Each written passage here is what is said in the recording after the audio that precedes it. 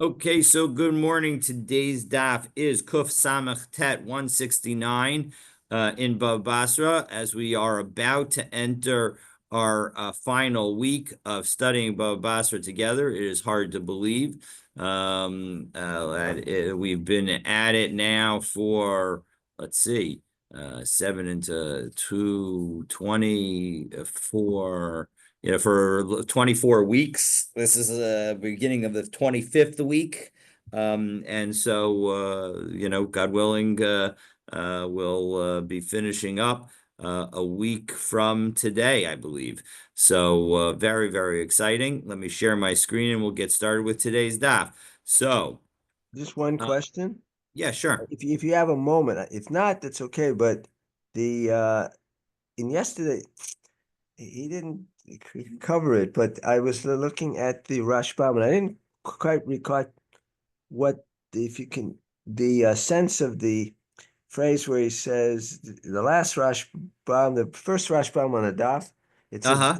"Like otiot niknot b'mesira," and I couldn't quite.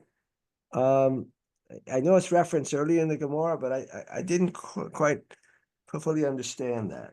Sure. And that will tie into some of the things that we're going to be talking about. So it's worth dealing with that. We are going to see that over the course of today, but let's take a look at that Rabbi Shimon, and we're going to actually quote this statement of Rabbi Shimon ben Gamliel in the beginning. So let's actually, you know what? Let's actually back up to the bottom of Kuf Samachet Amabet, and we will start with Tana Rabbanan. One, two, three, four. It's the end of the sixth line from the bottom of Kuf Samachet Amabet.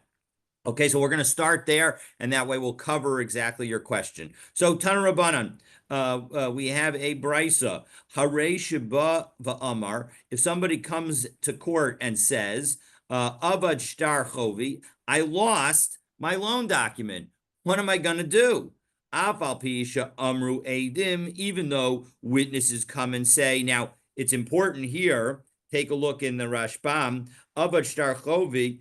And so he's saying, I lost my shtar chov, the kitvuli acher taktav. So, and I want you, court, to write another one in its place. Kakola katuv berashon, like everything that was written in the Rishon. V'gagon she'ein lo edim she'avad mimenu. But its key is what he's missing is he doesn't have witnesses that say he lost it. He's claiming he lost it. We know that he had it, but there are other reasons that you might not have this document any longer. Namely, the debtor may have paid you back and taken it and destroyed it. So that's the concern. So aval bisha amru edim. So even though witnesses come and say anu kasavnu v'chasamnu v'nasannu lo, we wrote and signed and gave it to him, meaning it's clear that this was a real loan. So despite that, Ein Kosun Lois Ashtar. We're not going to write for him a new document. But again, what is the situation that we're talking about? Bishtari Halva, when it's talking about a loan. But aval shtari mekach mimkar. But if in fact we're talking about a sale transaction, kosin, then we will write the new document. But chutz min ha'achrayas shabo. But we won't write the guarantee that's in the document. And so as a result, the point is that why won't we write the guarantee in the document? That's what we're going to start today with. And then we have Rabbi Shimon ben Gamliel. Rabbi Shimon ben Gamliel says no. Af shtari mekach memkar ein kosim. We don't even write the sale document over again. V'chein haya Rabbi Shimon ben Gamliel Omer, and Rabbi Shimon ben Gamliel would say, Hanosein matana lechaveiro, if you give a gift to your friend, v'hechzer lo es hashtar, and you return the document to the person, chazra matanaso, you've returned the gift. Meaning, right. I want to give my field, we'll call my field Discovery, and I say, Stan, I think you're terrific. I want to give you this field. Here is a document that conveys the field Discovery to you. And you're like, David, that was so nice of you. I so appreciate it. But as it turns out, right now, I just can't deal with any additional assets. It would require me to mow the lawn, and I don't want to deal with that. It's just I'm okay. Thank you.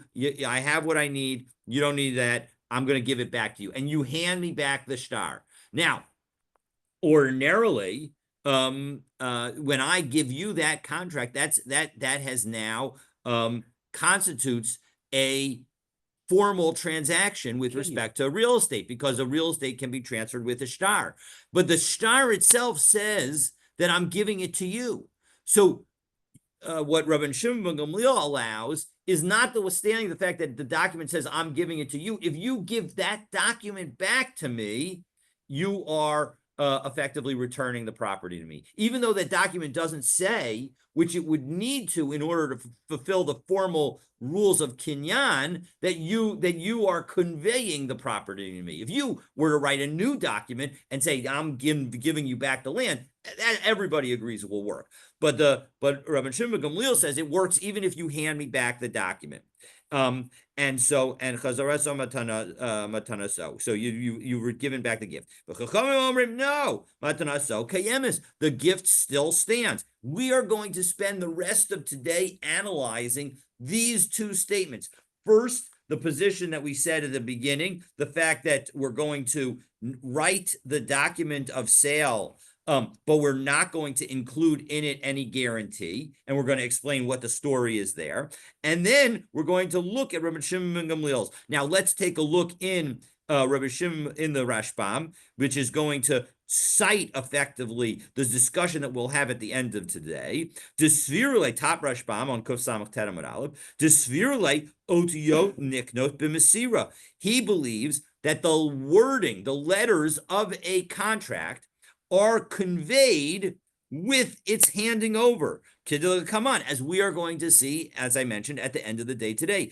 Gabi Matana, when it comes to a gift. So as a result, why are we not going to write this document again for the person? Meaning, again, Stan comes to court, says that I had given him property, and he lost the document. And he has witnesses that he lost the document. Not that he lost the document. He has witnesses that he had the document. And he knows, and everybody testifies that the document was written on my behalf, and I gave it to Stan. But that what happened is, after I gave the document to Stan, and let's say it's a mechira situation, a sale situation, so he bought the land from me. The buyer returned the document to the seller.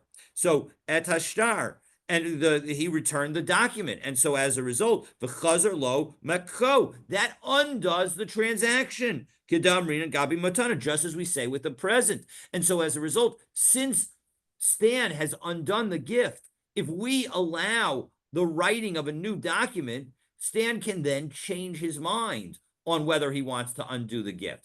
And we don't want to allow that. That's what Rabbi Shimon Gamliel is concerned about. So again, otio niknot b'mesira is a phrase that effectively means that the contract in and of itself constitutes the method of transaction. And even though the transaction says that I sold my field called Discovery to Stan, if Stan just hands the document back to me, according to Rabbi Shimon ben Gamliel, he has effectively returned the property to me. Notwithstanding the fact that the document doesn't say that he's giving it to me, he just gives me back the document that says that I gave it to him. Okay, so that's the background, and now we're going to look at. So it's a de facto return of the property with the document. Let's make sure we get the causation right. That by returning the document, he has thereby returned the property, according to Rabbi Shimon ben Gamliel. Right. Because all you need to convey something is the handing over of a document. So okay, the document essentially, or the property goes with the document, even though he doesn't specifically He did not make a new kinyan, and the document itself is written as if it's me giving it to Stan, not Stan giving it to me. He doesn't specifically say I'm giving you back the property. He doesn't specifically write I'm giving you back the property. Just hands the document back. Exactly. He just hands the document back. Now he can say, I mean, I think it's probably wise for him to say, "I'm giving you back the property and I want my money back." And Rabbi Shimon Gamliel would say that that's a sufficient thing to undo the transaction. I have to effectively say, "I don't want I don't want the property back," in order to avoid it. But if he just gives me the document back, that's considered enough that as a result, if I've agreed to it, then I have reacquired the property, and thereby I now owe Stan the return of his purchase funds. And that Okay. also So stands with a matana as well. yes, and Same it thing. works with the matana as well. That's in fact where it was written, was in connection with the matana, and what Rashbam is highlighting is that it also applies with mechira. Okay, so And when the now Chachamim omrim matana kayamet in the Gemara, did they mean it only applies to matana, also with mechira? I think it means it would even apply to a mechira as well. That this is a machlokas that would go in both situations. That even in a mechira, if Stan wants to transfer it back to me, he needs to write a new document, and that new document needs to be said as conveying the field called discovery from Stan to David. But it's interesting, the Chachamim, it says the Chachamim omrim matana kayamet. They don't mention the mechira here. Correct, because Rabbi Shimon Gamliel started with the statement of Rabbi Shimon Gamliel that is that Rabbi Shimon Gamliel bases his if we look at there are two statements of Rabbi Shimon Gamliel that are mentioned at the top of Kuf Samach Right, Ten that's right. That's right. Okay, the first one talks about documents of sale, but Right, the citation of it is right, to a statement and a debate that relates specifically to gifts. So right. Reverend Shimon Gamliel is explicitly telling us that it also applies to Mekach Memkar, to sale transactions, and the implication of the machlokas here is that the Chachamim would also agree that the same machlokas applies in both places. Okay, but now we're going to explain why don't we include. Remember, the first thing that we began with before we got to Rabbi Shimon Gamliel was that if somebody says that they lost their sale document, so now again Stan comes to court and says, "Listen, I've got Ken and Moshe as witnesses that David wrote for me a sale document that sells me the field discovery, and I lost it." Now he doesn't have witnesses that he lost it, but he has witnesses that it definitely existed.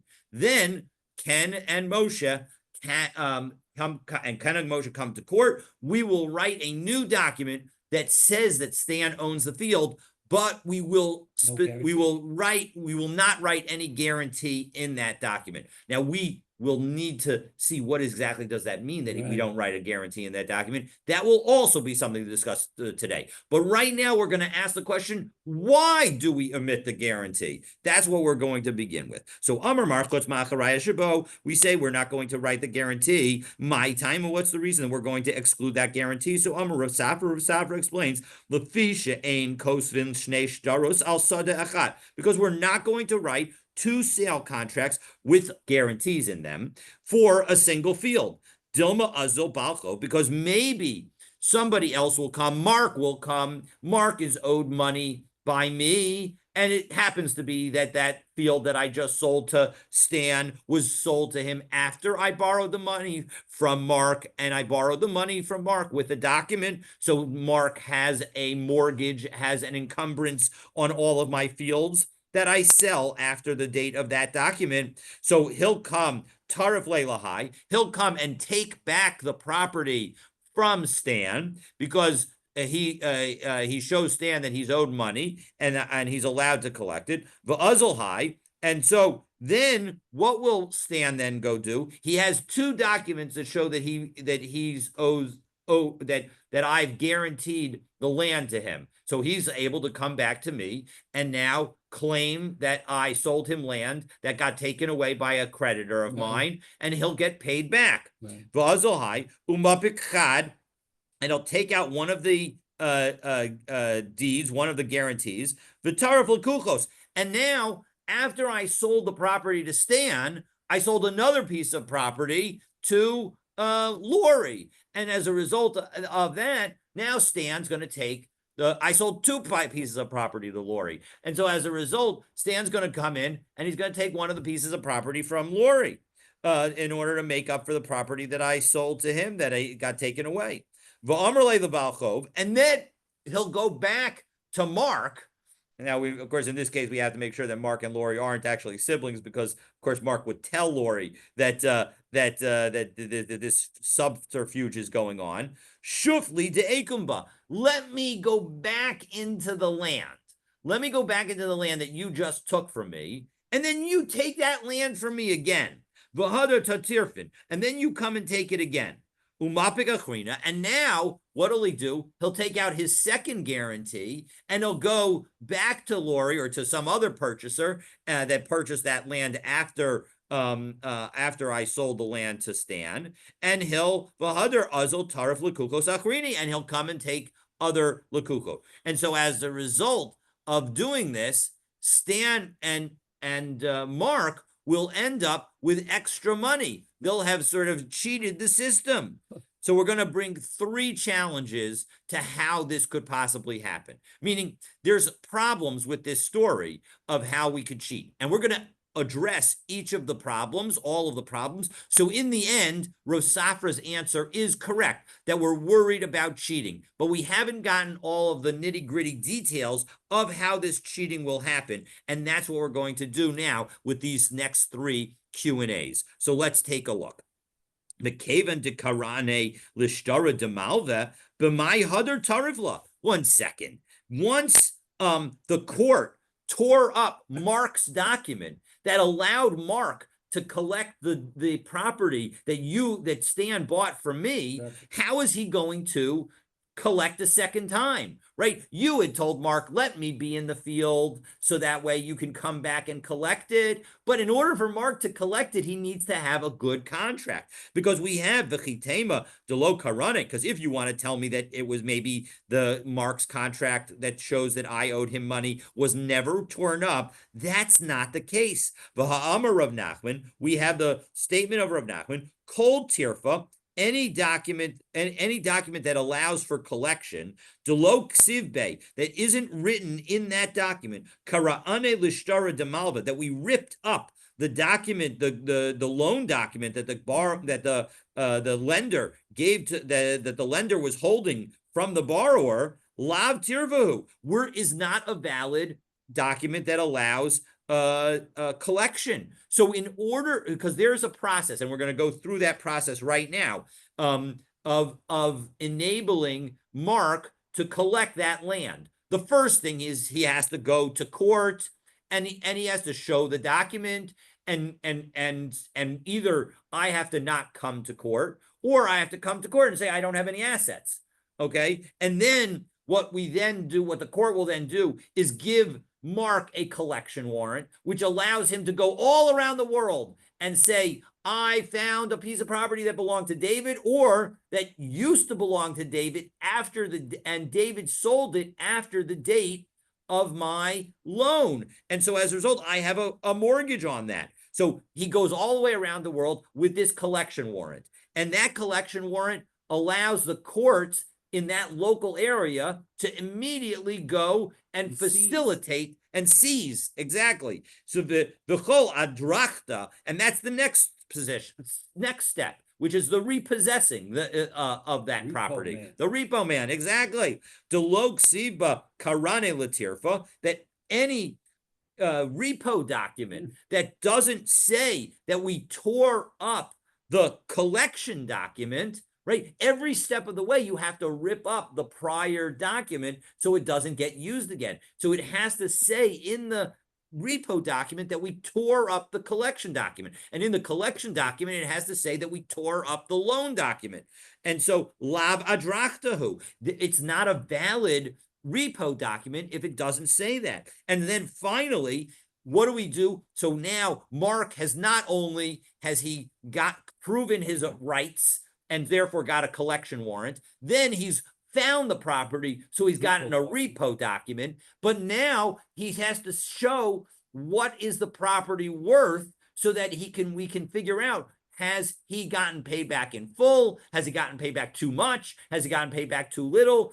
that is called a shuma. V'chol shuma, and that's the final piece. And if we're going to give him an appraisal, so then delo ksive, where it doesn't say karani adrachta, that we ripped up the repo document, lav shumahi, that's not going to be a valid appraisal document. So meaning we have to, at each step of the way, we have to show.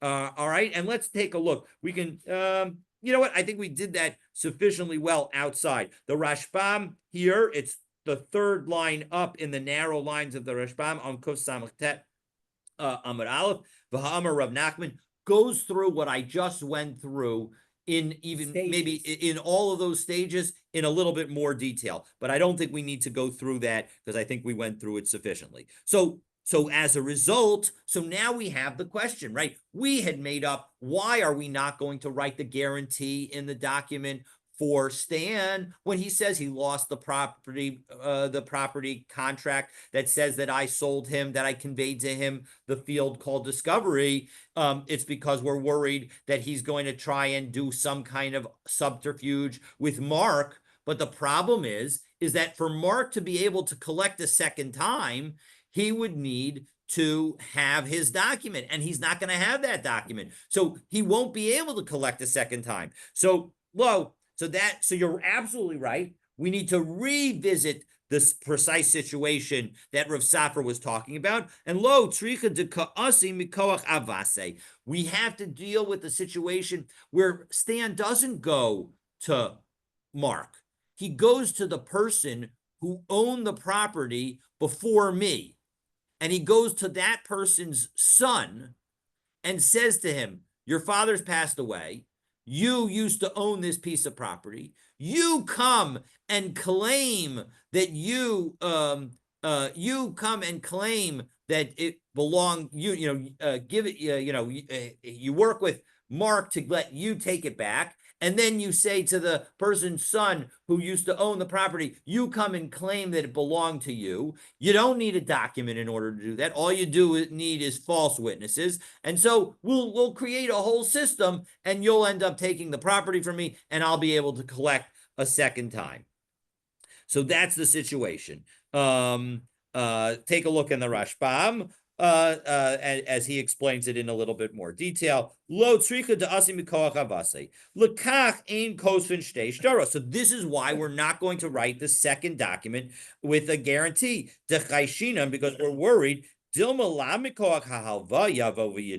It's not based on some loan that I borrowed that we're going to be worried that somebody's going to take it away from Stan the second time. Elayavo v'ya'arer.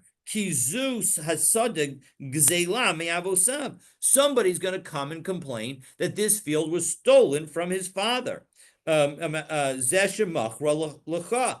that I sold to Stan. Vehevi edim, and he'll bring witnesses. Kizu sadeh avosav, that this field was his father's. V'hamocher shemachor gzela, and that the seller who sold it to Stan, namely me, is a thief. I stole it from his father. And then he will end up taking it away from Stan as the second time. And it'll now be in the complainant's hands. And he'll write to Stan that he's taken it away from him. And now Stan can go to my other purchasers of property, to people who purchase property after Stan, that bought property from me, who sold this field to Stan, this stolen field. And so as a result, Stan will be able to do this subterfuge with the victim of the thief. So he'll take the field from him. Shufli, so this is a situation where both times, basically, instead of me ever having Stan ever having lost the money to Mark, now we're dealing with a situation where I maybe really am a thief, and I stole the field from Mark. Right. And now Mark comes and says, this was my father's field. And Mark takes it away from Stan the first time. And now Stan goes to Mark and say, listen, we could do this all over again because I've got 2 documents with 2 guarantees. So I'm going to be able to take 2 fields away from the people who bought fields from David. And so Mark then gives the field back a second time. And then and then Mark comes again and says this field was stolen and he gets it back.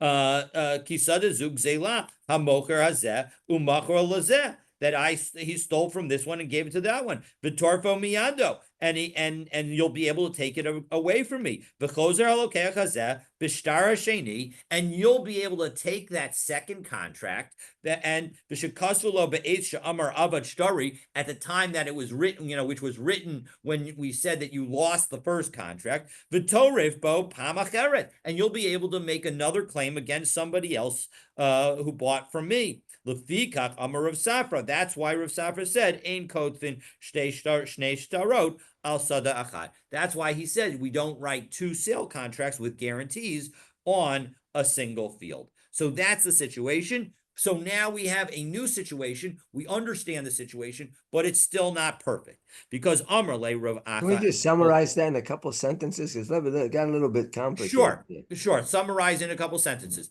The bottom line is that we won't write, if Stan loses a document, we won't write him a new one with a guarantee because we're worried that if the seller to Stan sold him a stolen field, Stan will be able to take 2 other fields away from the thief, from the thief's customers of other fields. And even though you might argue, well, who cares? It's a thief. We should be able to punish him. No. The point is that you only get to take what was right to be taken, and he doesn't get to take away 2 guarantees. And so as a result, we're not going to write two sale contracts on a single piece of property, even though Stan has witnesses that said he had the contract and now he doesn't have the contract, but we will write for him a document that says it belongs to him, and we'll get into the details of that in a few minutes. What is the guarantee that's inherent? The guarantee is that if that is the guarantee that I gave to Stan as my purchaser of my property, that if some creditor of mine comes and takes away the field, or if it turns out that the field never really belonged to me, I will make him whole. I will pay him back for the money that he spent to buy the field from me. That's the guarantee. Okay. All right. So Amar Relay Rav Acha Medifti L'Ravina. So we're 1 to the Amar Relay is 6, 9, about 10 lines up from the bottom of Kuf Samach Tet Amud Aleph. Rav Medifti L'Ravina V'lama Le L'Meimer Le L'Bal Chov. Why do we have to tell the Bal Chov? Why did Stan in this story have to go to the claimant, have to go to Mark and tell him, Shofli Bahai Araba Ekumba, let me come back into the land and you'll take it away from me again. Tepagle, let him just take out the second document. V'kevan Diyaka Trade Shtare Tarif V'Hadar V'Tarif. Let him go to purchaser number 1 from me and purchaser number 2 from me. Why does Stan need to go through this extra stage of subterfuge? He has 2 guarantees from me. He'll use 1 guarantee with Lori and one guarantee with Shloimi. And now he'll be able to collect both properties. So the Gemara answers, Im Kain Nefishi Ale Bale Dinin. No, there'd be too many litigants, and it will come out. Take a look in the Rashbam, 4th line in the widest lines of the Rashbam. Im Kain Nefishi Ale Miribot Umachlokot Shal Bale Dinin. There'll be too many people that are arguing at the same time. V'yitnu leiv al gnai nevato, and it will suddenly become clear that Stan is trying to collect more money than the field was worth. he's trying to collect double the value. And so that will come and be discovered. Whereas if he does it over a time, so then nobody will remember the first time. Everybody will focus on the most recent time, and they won't realize that 5 years ago he did the same thing before. Okay, next question. Why don't we write for Stan a totally valid document and v'lichtov tavra lemocher, and we'll write for me, the seller, kol shtare yivkun al aradab sulin, that any deed that you have on this land is invalid lebarmin de yipuk de da, except for the document that we are writing now for Stan. So why don't we say that this document that Stan has is effectively a replacement for all the other documents, and as a result, he won't be able to bring out another document. So Amarua Rabbanan Kamei de Rav Papa. So this was said by the rabbis in front of Rav Papa. V'amrila, and he said Kamei de Rav Ashi. Others say it was said in front of Rav Ashi. Zoso Meres, and so the rabbi suggested, doesn't this suggest Ein Kosvin Shover, that we don't write receipts? Take a look in the Rashbam. Zoso Meres, third line from the bottom of the Rashbam's middle of the line. Machogas Tanaim Hu. This is a debate among the Tanaim whether or not we're going to write receipts. We're going to see this, I think, God willing, tomorrow. B'masnisin b'pirkin, in a Mishnah in our Perek. B'shtare halvos, when it comes to a loan document, de'ika lamanda amr, there are some who say, ein kosvin, we don't write receipts. Shelo yehei tzarech lishmor shovro min ha'achbarim, because we don't want to force somebody to have to watch their contract, their receipt, and make sure it doesn't get eaten by, achbarim are either rats or weasels. Umalva, Mice. They're mice. yeah, or mice. Yeah, the point is they're the creepy crawly creatures. All right, umalva she'avad shtaro hefsid chovo, and because we don't want to make a borrower have to hold on to the receipt that confirms he paid back, we're going to say that if a lender loses his document, he loses his ability to collect. V'huadin l'shtari mekach, and we say the same thing applies to sale documents. Im avad halokeach shtaro, if the buyer loses his contract, lo nichtav le'shtar ma'alya, we're not going to write him a fully valid contract. Al samach hashover, that which is like a receipt. Shibiyad hamocher, which is in the hand, and then rely on the receipt that's in the hand of the seller. Shaharei lo yichdevu shover, because we don't write receipts. Denimsa mocher tzarech lishmor shovro min ha'achbarim, because in the end, if we did that, if what we did is we wrote for Stan a fully valid contract, and then we wrote for me a receipt, I would have to watch the receipt and make sure that nothing bad happened to it. And we don't want to obligate me to that extent. Why aren't we concerned that the original contract would not be eaten by achbarim?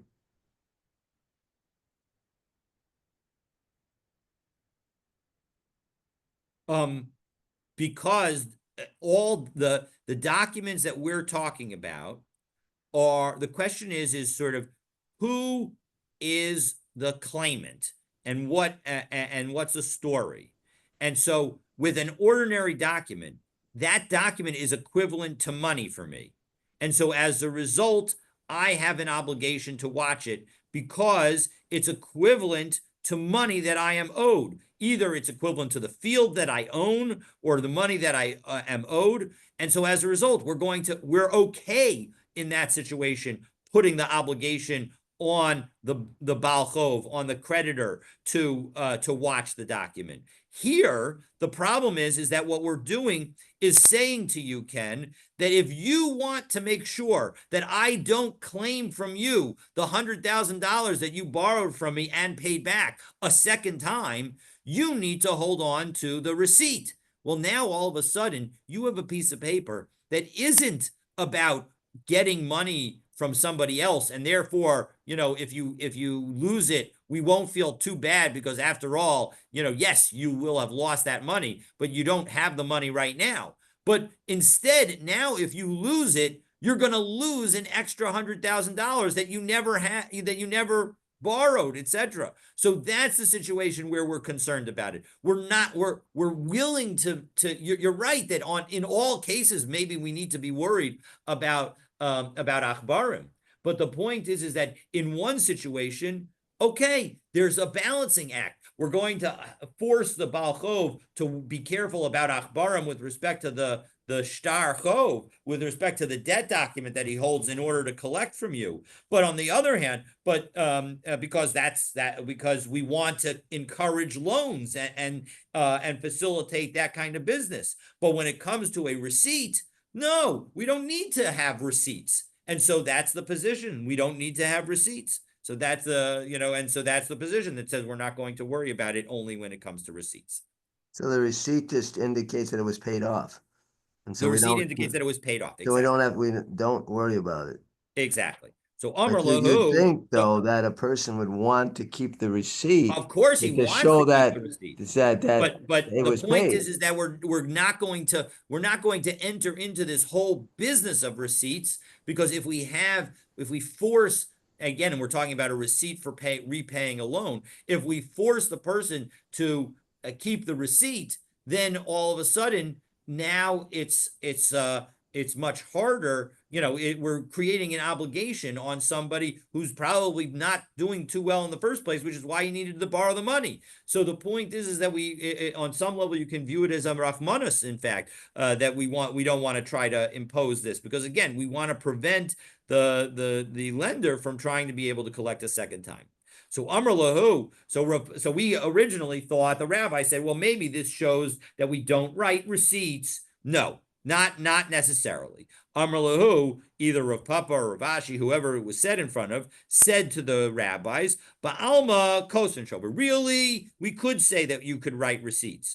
Here's the reason that we aren't going to write a real contract for Stan and a receipt for me. The Dilma Azul Balchov, the Tarif Lokeach. So who's Stan going to claim money from when the field gets taken from him? Yes, initially he'll ask me, but he'll also know that I have purchaser one, that Lori and Shloimi have each bought fields from me. And so rather than come to me directly, if he knows that, he'll go straight to Shloimi and Lori to collect the fields from them. And he'll go directly from the people who bought from me. Vishover Gabi Lekuchos Lecha. And who's holding that receipt? I'm holding that receipt. So it's only me who has the ability to go back and say, hey, that one's not the valid one any longer because you've got a new one. So I know that you're not supposed to be able to do that. So, but the Lori and Shloimi don't have that. 1 second. So Lekuchos Lav Amre de Ara Hadre. Well, 1 second. Aren't Lori and Shloimi gonna come to me and say we need to be paid back because Stan took the land away from us? So yes, that's true. But Adahachi Vahachi, during that time, Shamit Va'achal Peri, Stan's going to eat the fruit. And now he's not going to have anything to collect from because he'll have eaten it and there's nothing, he has no other assets. And so as a result, the Shloimi and Lori will end up losing the produce that's on that field, whichever one is the second. Whichever one is actually, I guess, the earlier purchaser. Inami, alternatively, if Lori or Shloimi bought the field without any guarantee, well, then they're never going to even come to me. So they will never discover the fact that one of them got chipped out, got cheated. So, ihachi shtari halva nami. Well, 1 second. Why don't we have this same concern with a loan document? Meaning, why should we, why,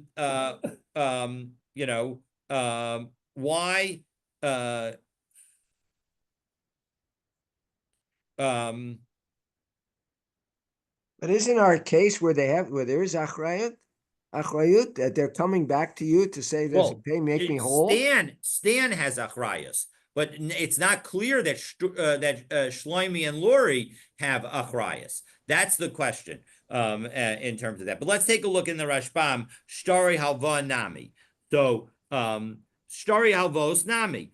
Amai Amr de Kosvin Shover. So you wanted to say, according, Rav Papa / Rav Ashi, that we're going to write receipts in general, but we don't write a receipt in this case.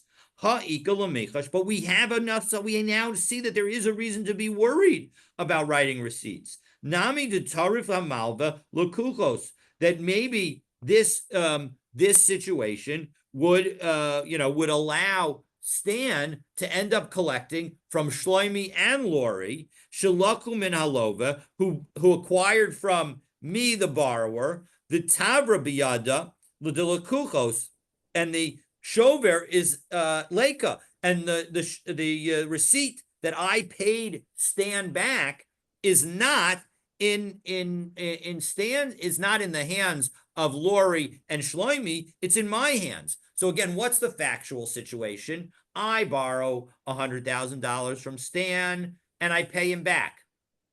And now Stan takes the document that he has and he goes and I pay him back. Stan says, "Listen, I'm sorry, I lost your loan document, but here's a receipt." And then Stan takes out of his back pocket the loan document that he said he had lost, and he goes to Lori and he says, "Listen, David owes me $100,000. You bought from him a field that's worth $100,000. I'm taking this field from you. So don't we need to worry about that? Shouldn't this undermine the entire enterprise of receipts?" And of course, according to one opinion, yes, it does. And that's why we don't do it. But what about the other opinion who says that we do receipts? So, Hasam, dezuze masik, amri paise balcho bezuze. So, what is Lori going to think? She's going to say, "Listen, Stan, you have a document that says that David owes you $100,000 in cash.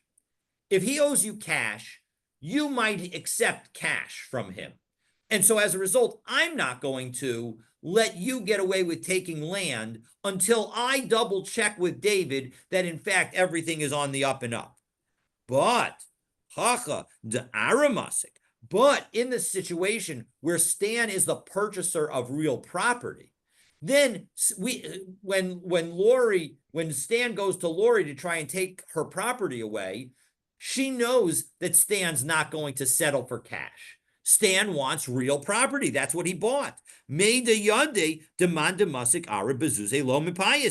knows, she knows that when Stan is trying to claim land, he's not going to accept money from me. And so as a result, she's less worried in that situation that maybe I already took care of Stan. And so as a result, she won't expect me to potentially have a shover, a receipt that covers the situation. And so as a result, she'll be more willing to give up the land. And again, in that situation, either it'll be because now she's going to lose the fruit that gets eaten on the land during the time that Stan holds it, or maybe she doesn't actually even have a guarantee. And so as a result, she'll never end up discovering that Stan took it without permission.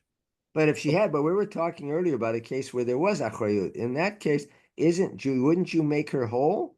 Because right? Sorry? But I mean, initially, at some point here, we were talking about achrayut ala right? So then, aren't you still? And she comes back to you and say, "Aren't you supposed to make her whole then?" If she has achrayut, I'm supposed to make her whole. But let's back up. So the achrayut that we're talking about, that the main subject of our achrayut is when Stan comes with you and Moshe to say that he lost his contract that shows that he owns the field called Discovery. We are going to write him a document that says that he owns that field, but we're not going to include within it any guarantee. So as a result, that document will not allow him to collect from me if it turns out that somebody takes that property away from him. Okay, that's the document that we're talking about in terms of a guarantee. And so he was given a guarantee originally, but we're not going to replace that in the new document. Okay. Separate from that, the people that Stan is going to claim from are other purchasers of property from me. And Those separate sales could have achrayas in them, or they could not have achrayas in them. And so that's a story. That's a situation. Okay. So now, okay. So now, So wait, he purchased property from you, right? And then he yes, lost that document. yes, So he says anyway. So yes, so but if he purchased the property, so to speak, isn't he sitting on that property now? yes.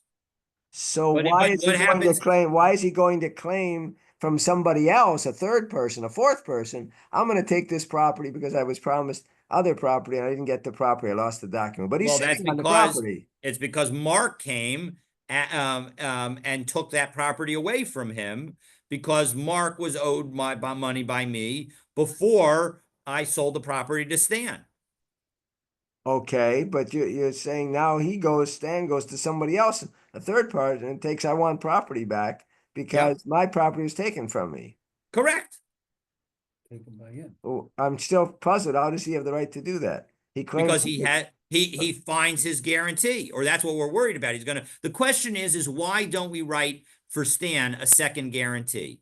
And the answer that Rav Safra gave is because we're worried he's going to find his original document, and now he'll end up with two guarantees on the right. same land, and he'll be able, if in fact that land gets taken from him by a creditor of mine, he'll end Uh-huh. up being able to collect twice. That's the Right, situation. right.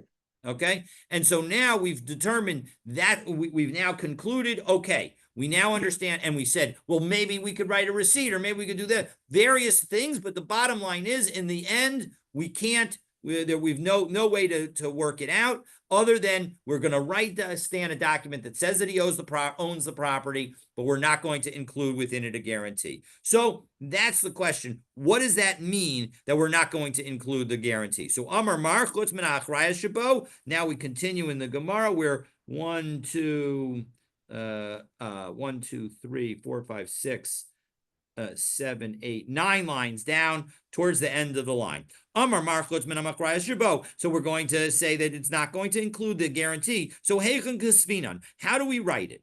So Amar Rav Nachman Kasvi Hachi. We write the following: Shtaradinan, this document, Delo Migbebe Lo Mishabde Velo Mibnechare. You cannot use it to collect from either encumbered property, meaning property that I sold to somebody else, or b'nei chari, or unencumbered property, meaning anything that I currently own.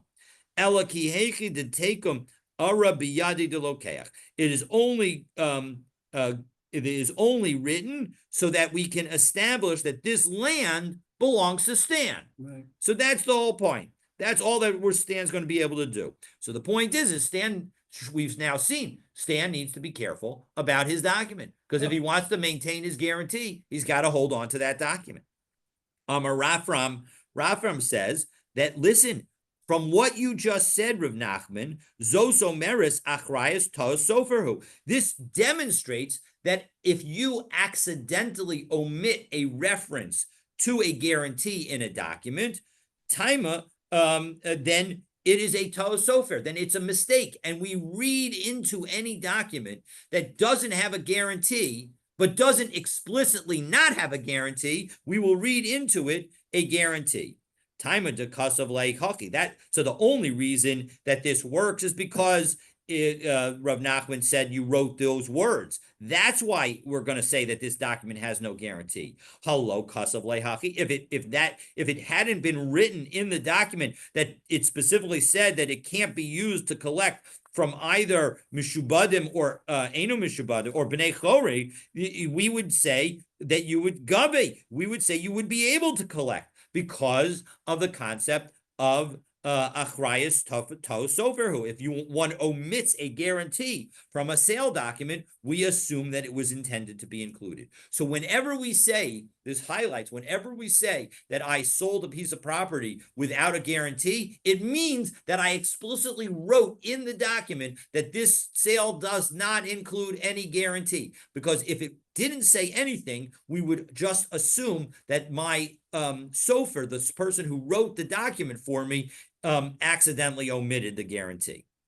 Rav Ashi Amar, Rav Ashi says, no, I disagree. Achrayus lav ta'osoferhu. The omission of a guarantee is not, in fact, an error. Rather, umay chutz me'achrayus shabo. So what does it mean when we say that we're not going to include a guarantee? The low cost of ba'achrayus. It means you don't write a guarantee in it, and that's it, and then we're fine. So that's the situation. Mhm. Okay, so now we have a story. So that and then we'll deal with a story, and then and then we quote the brisa that we began with Rabban Shimon ben Gamliel, the brisa of Rabban Shimon ben Gamliel's position. We'll quote that, and with that we'll conclude. It's lahu gavra. A woman gave some money to a man. Well, what's the halacha here? That it has to be written or not written? That is guarantee or no guarantee?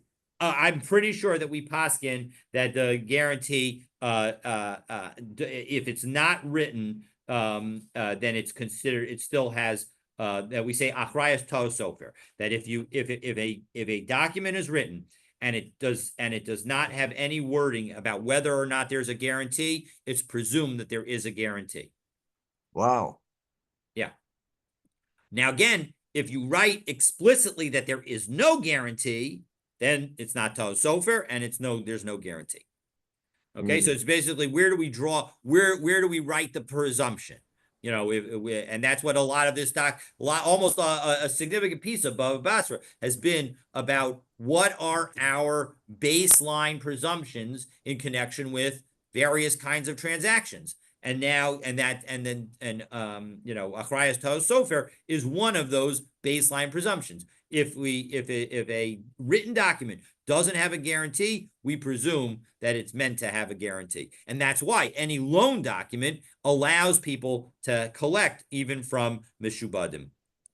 Okay, so it's the yavale zuze lahu gavra. So a woman gave some money to a man. Why did she do so? Lemizban la ara, in order for him to buy for her some land. Azul zavin la shalo bachrayas, but he went and bought land without a guarantee. Well, she was upset about that. Asya lekamei to Rav Nachman, so she came in front of Rav Nachman. Amrle, Rav Nachman said to her, "Litakune shadartich below la avute." She sent you to, quote unquote, I sent you to benefit me, not to harm me. So as a result, zil zavna mine shalo bachrayas, go with, and you bought the field without any guarantee, but v'hadar zavna niala bachrayas. But now you got to sell to her with achrayas. So as a result, tough luck that you bought it from, some third party without any achrayas. You now need to be the one to buy it, to sell it to her with achrayas, and so you are going to be responsible if anything happens. Okay, back to Rabban Shimon ben Gamliel. We said Rabban Shimon ben Gamliel Omer Hanosi Matan Lechabeiro v'Hechzir Lo Esashtar Chazara Matanaso v'Chachamim Omer Matana Kayemis. Rabban Shimon ben Gamliel is the one who said that in fact, if you give a gift, if I give a gift by a document to Stan, and Stan returns the gift document to me, then he has returned the gift to me. Whereas the rabbis say, no, the gift document only works based on the content of it. It's not enough. If Stan wants to give me back the field, he needs to write a new document that conveys it back to me. So my time of the Rabban Shimon ben Gamliel, what's the logic of Rabban Shimon ben Gamliel? Amar Ravasi, and this is the language we're about to see. So first we're going to try one explanation, and then we're going to reject it, and then we'll offer a second explanation, which is the language that Ken asked about in that Rashbam at the very beginning of today. Amar Ravasi naseh kaomer lo sadazu nesuna lecha kolzman shahashtar biyadcha. That really what I'm saying to Stan when I give him the document is that the field belongs to you as long as you have the document. So Maskif la Rabba said that doesn't work because ihachi nignav o ava nami. If Stan were to lose the document, or the document would be stolen, doesn't that mean that I should get the gift back? That the donor should be able to get the gift back? And we don't say that. If I gave Stan a gift, it's his. And if it's stolen from him, or if the document is stolen from him, it remains his, the land. And if he loses the document, the field remains his. So Ella Amar Rabba, so Rabba offers a different explanation. But Otiot Niknos b'Mesira kamiflagi. What Rabbi Shimon Gamliel and the rabbis and Rebbe are arguing about is, and the Chachamim are arguing about, is whether letters, meaning documents, are acquired through Masira, meaning can just handing over a document constitute a transaction. Rabbi Shimon ben Gamliel Savar Otiot Nignos ben Masira. Absolutely, they can be, as Rashbam says. Third line of the widest lines in the Rashbam on Kuf Samach Teramabet. Rabbi Shimon ben Gamliel Savar Otiot Ben Dishtari Mekach, Ben Matana, whether you're talking about a sale document or a gift document, Niknos, Lemekabel Matana, Vilokeach b'Mesiras Hashtar. As soon as they're handed to him with the document, that is sufficient to convey the underlying item. Kolomar Afal Pisha Dvarim Einam Nichnim, even though words themselves cannot ordinarily constitute a transaction, Kavan Dekotim Bishtar Nichnin. Since they're written in a document, they can be. Im Kabbalat Haklaf, with the receipt of the parchment.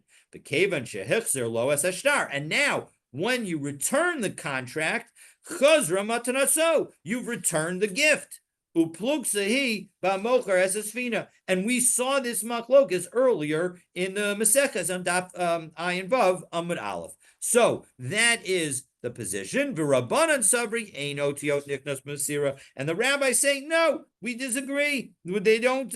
We don't hold that letters can be acquired through Masira. And Rashbam here notes that he actually believes that we say that in fact we hold like Rabbi Shimon Gamliel, but it's not necessarily clear that that's in fact the case. But in any event, we will pause there as we now try to align another brisa and say maybe this other brisa is also reflecting a disagreement about whether or not otiot nichnos b'Masira. And so we'll pick up, God willing, from there tomorrow.